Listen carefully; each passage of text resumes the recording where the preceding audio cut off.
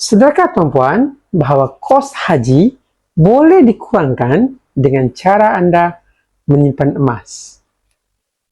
Baru-baru ini tuan-puan, tabung haji sendiri mengeluarkan kenyataan kos haji meningkat sebanyak RM3,000 untuk golongan P40. Tetapi tuan-puan, berita ini langsung tidak mengejutkan.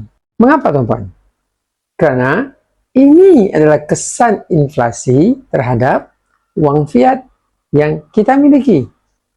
Tuan-puan, sekitar tahun 2015, kos haji pada ketika itu hanyalah sekitar RM10,000.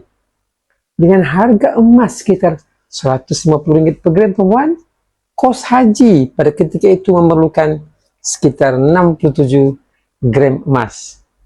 Tuan-puan, tahun ini, 2025, kos haji yang sama untuk golongan B40 adalah pada sekitar RM15,000.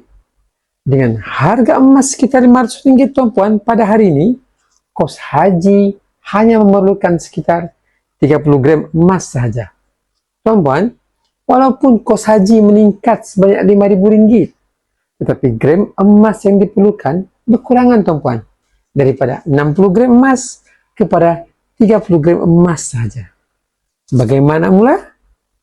Mudah saja, tuan-puan. Kita hanya perlu letakkan matlamat simpanan dana haji kita seperti berikut.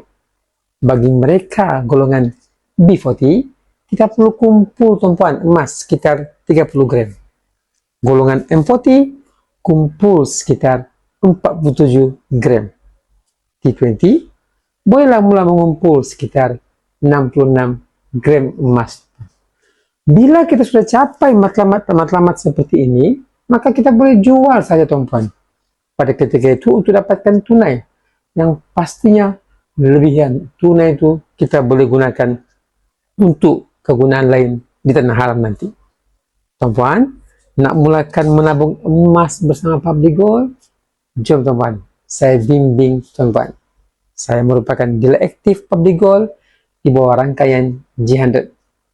Boleh hubungi saya, boleh DM saya, serta boleh follow saya kalau info ini bermanfaat untuk anda. Belajar sesuatu dan buat pendaftaran percuma beserta dengan belian emas yang pertama. Kami bantu sebaiknya.